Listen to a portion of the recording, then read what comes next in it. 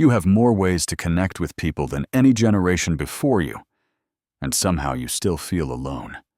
Not the kind of alone where you are sitting in an empty room. The kind where you are surrounded by people and still feel like no one really sees you. That feeling has a name, but almost nobody is talking about it. Think about the last time you felt truly understood by another person. Not just agreed with, not just liked or replied to, actually understood. For a lot of people, that memory is harder to find than it should be. And that is where this story begins. You wake up in the morning, and the first thing you reach for is your phone. Not because something important happened, just because it feels wrong not to. You check your messages before you even say a word out loud. You scroll through things you do not care about. Then you put the phone down. Then you pick it up again 30 seconds later. At work or school, you talk to people all day. You have whole conversations. You make plans. You say the right things at the right times. But you drive home and feel like nothing really happened. Like you were performing a version of yourself for 8 hours, and now you are exhausted from it. You text your friends. Sometimes they reply fast.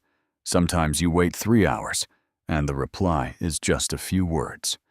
You try not to read into it, but you do anyway. You wonder if you said something wrong. You wonder if they are just busy. You wonder if the friendship is slowly drifting without anyone saying anything. At night, you scroll longer than you meant to, not because anything is interesting, just because stopping feels uncomfortable. This stopping means sitting with yourself, and something about that feels harder than it used to. Now here is the thing. Almost everyone around you is doing the same thing. Your friends, your co-workers, the strangers on the train all staring at their screens. But something about it feels different than just being distracted. These are not just bad habits. At first it all seems random, but there is actually a pattern running underneath all of it. And once you see the pattern, you cannot unsee it. Think about how many conversations happen through a screen now.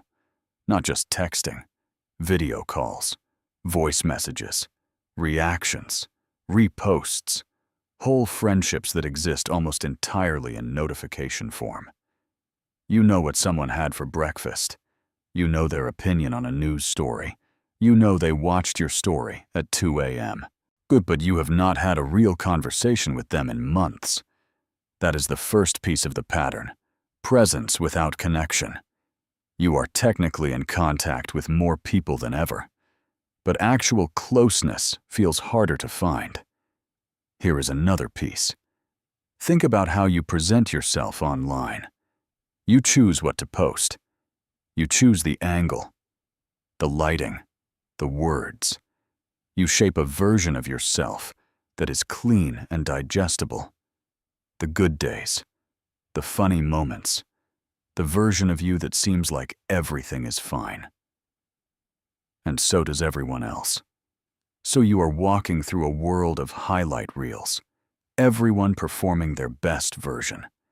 And somewhere underneath that performance, you start to forget what the unfiltered version even looks like.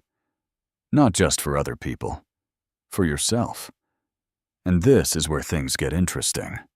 Because when everyone is performing, something strange happens.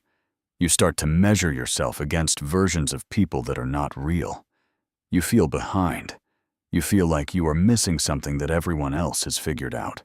You feel like your real life, the messy, unfiltered version, is somehow less than what it should be. And the loneliness gets quiet. It does not announce itself.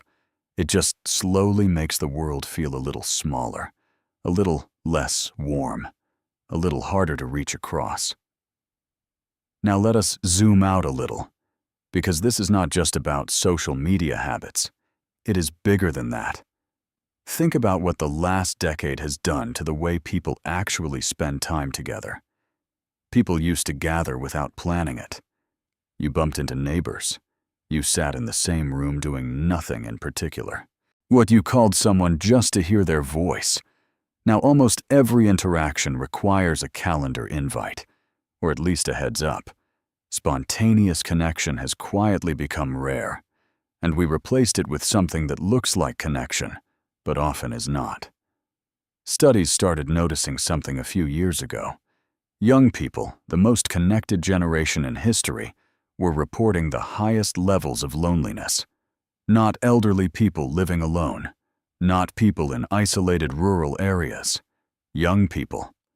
People with hundreds of followers. People with full contact lists. People with group chats always pinging. Something was clearly wrong. But that is not even the strange part. The strange part is how hard it is to talk about. You cannot really tell someone you are lonely without it feeling like an admission of failure. But like you are saying, no one likes you. Like something is wrong with you specifically. So most people do not say it out loud. They just keep scrolling. They keep performing. They keep showing up to things and leaving still feeling empty. And because nobody talks about it, everyone assumes they are the only one who feels this way. That silence is doing a lot of damage. Now, here is the underlying system. Because all of this has a structure, it did not happen by accident. The platforms we spend hours on every day were designed around one goal. Not connection, engagement. Those two things sound similar, but they are very different. Connection means something real passed between two people. Engagement means you kept looking at the screen. One fills you up. The other, well, keeps you scrolling. And every feature on every major platform was built to maximize the second one. The infinite scroll that never ends. The notification that pulls you back right when you were about to stop. The like button that turns social approval into a number you can check. The algorithm that learns exactly what triggers your brain to stay engaged. None of this was designed to make you feel less alone. It was designed to make you feel like something might happen if you just keep watching.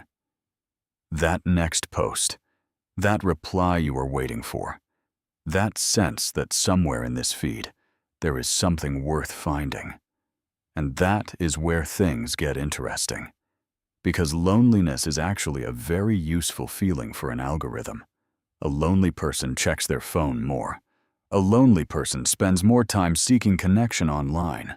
But a lonely person is a more engaged user. So the system does not solve the loneliness. It feeds on it. Think about what happens to a generation raised inside that system. You grow up learning social cues through a screen. You learn that how you look matters more than what you say. You learn that approval comes in numbers. You learn that silence from someone means something, even when it does not. You learn that being vulnerable is risky, that oversharing gets punished, that the safest version of yourself is the edited one. And slowly, without realizing it, real intimacy starts to feel uncomfortable. Not because you do not want it, because you have lost practice. The muscle memory of sitting with another person in their mess, of saying something true and not knowing how it will land, of being seen without a filter. That kind of closeness requires a tolerance for discomfort, and the system we live inside has been quietly training us to avoid discomfort at every turn. Think about the last time a conversation went somewhere real, where someone said something honest, where the masks came down for a minute, where you left feeling less alone instead of more. Those moments still happen, but they often feel surprising when they do. Like they were not supposed to happen. Like they broke some unwritten rule of how people are supposed to interact now. And that gap between how connection feels when it is real and how it usually feels, that gap is growing. There is a word researchers use for what people are describing. Social hunger. The same way your body tells you when you need food. Your nervous system tells you when you need real human contact. Not likes, Not follows, not replays, actual presence, actual warmth. Something that cannot be delivered through a screen. And when that hunger goes unmet for long enough, something shifts. Not dramatically, not in a way you can point to. Just a slow dimming, a slight withdrawal from the world, a growing preference for watching life rather than living inside it. But something else is happening. Because even as all of this gets worse, people are also noticing. Quietly. Individually. You might be noticing it right now. That feeling of wanting something more than what the feed is offering. That sense that a text thread is not the same as a real conversation. That exhaustion after a night of socializing where nothing real was said. That awareness is not nothing. It is actually the important part. But think about how you feel after spending 4 hours on your phone at night. Not relaxed, not filled up, usually a little hollow, a little flat. Like you consumed a lot and absorbed nothing. And think about how you feel after one good conversation, the kind where time disappeared, where you said things you had not said to anyone else, where you laughed in a way that felt real. 1 hour of that does more than 20 hours of scrolling. You already know this. Some part of you has always known this. But knowing something and living differently because of it are very different things, especially when the system around you is pulling in the other direction. Here is what nobody tells you about loneliness. It is not just about being alone. It is about the distance between who you really are and who you show the world. The wider that gap, the lonelier you feel, even in a crowded room. Even with 100 people watching your stories, even with a group chat always going.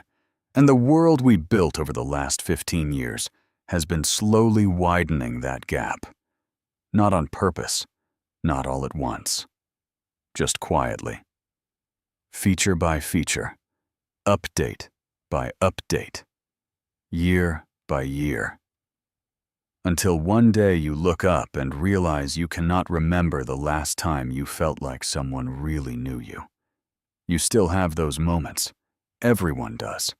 That conversation that went somewhere real. That night with a friend where nothing was performed. That quiet moment with someone where you did not have to explain yourself. Those moments exist. They are just harder to find now. And maybe that is the thing worth sitting with. Not the statistics, not the think pieces, not the dopamine diagrams. Just the simple question of what it feels like to be actually known by another person, and whether you are moving toward that or away from it. You woke up this morning and reached for your phone. You were looking for something. Most people are. The question is whether the thing you are looking for can actually be found there.